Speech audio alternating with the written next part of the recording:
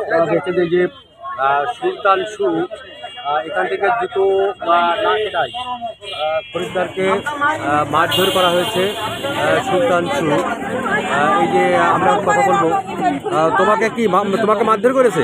জি, আমাকে অনেক মারধর করেছে। ধরো কি মারধর করেছে বলো, কি জন্য? আমাকে মারধর করেছে। হ্যাঁ, অযথাই মারধর করেছে। কি জন্য মারধর করেছে? তার কাছে আমি আসছি জুতা নিতে, জুতা একদম 16 টাকা দাম বলছে। তার কাছে জুতা না কেনার কারণে না, ফার্স্টে আসছি আমাকে 22 টাকা দাম বলছে। একা দাম বলি না, একা দাম কমাইতেছে। 1800 1700 চলে যাইতেছি, লাস্টে বলতে 1600 হলে নিয়ে যাবে। দূরা থেকে ডাকতে বলতে 1600 হলে নিয়ে যাবে। চলে গেলাম আমি ফার্স্টে আগে বললাম আমাদের ক্যাশ কম, বাজেট তো কম আছে, 1400 টাকা আছে, এর ভিতরে কি রাখা যাবে? সে বলতে না, লাস্ট 1600। চলে গেলাম আমরা, যে আমাদের বইয়ের কাছে অটো স্ট্যান্ড আছে, আমার বন্ধু থেকে 150 টাকা হারাত করে নিয়ে আসে। টাকা বললো না ভাই, 150 টাকা হারাত করে নিয়ে আসে। একটা ব্যবসায়ীদের এরকম করে বুঝেছো প্রত্যেকবার। ভাই আমার 1580 টাকা হয়েছে, 1580 টাকা রাখেন, 20 টাকা মোবাইল দিয়ে দেবেন। আমি একটা ব্যবসায়ী, আপনি একটা ব্যবসায়ী, আমার মুদিখানার দোকান আছে বইগাছি বাজারে, আমি একটা ব্যবসায়ী। আচ্ছা, তোমাকে মারধর করেছে কে মারছে? এখানে কে মারছে তোমাকে? কে মারছে? আমাকে যে মারছে ও মারছে, হ্যাঁ এ মারছে আর ও মারছে। আমি ওই সাইড থেকে যাইতেছিলাম, আমি রাস্তার অপর সাইড থেকে যাইতেছিলাম, এরা দৌড়ে গিয়ে আমাকে লাঠি চোয়ার মারছে আমাকে।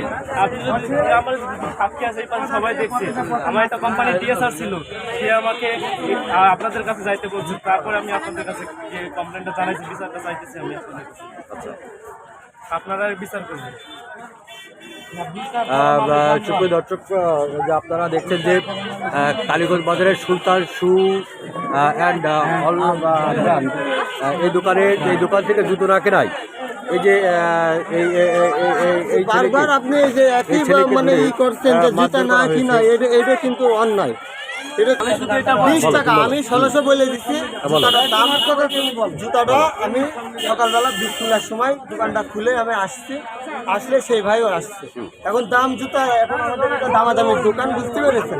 জুতার দাম চাইছে আমি 2200 টাকা চাইছিলে কত? লাস্ট আমি একবারে 2200 টাকা থেকে একবারে 1700 টাকা আইছি। 1700? তুমি তো আমাদের কাছে বললে 1600 টাকার কথা বললে। হ্যাঁ 1600, তাহলে 1700 টাকা চাইছি। তারপরে যখন চলে যাচ্ছে, একটা প্রোডাক্টে কত লাভ করো তোমরা?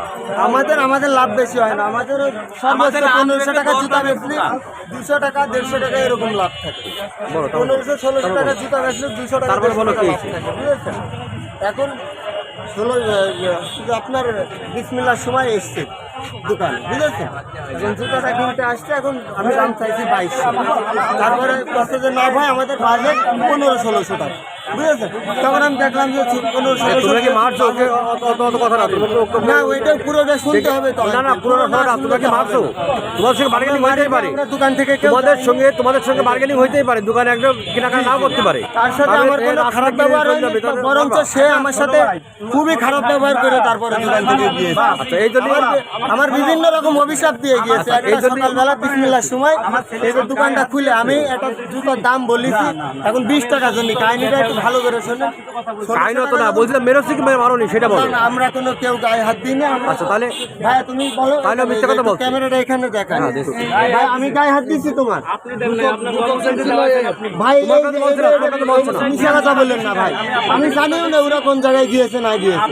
না কোন জায়গায় তুমি ওই পাশটা আসছিলে? আমি আঙ্কেল বেচা কিনা করছিলাম। কোন দোকানে সেটা? চায়না সুস থেকে কিনেছি, 1580 টাকায় নিয়েছি একই জুতা। সুলতান সুদ থেকে জুতো না কিনে চায়না সুদ থেকে জুতো কেনার কারণে খরিদ্দারকে ধরে মারধর করা হয়েছে। না আঙ্কেল, এইটা বলেন না যে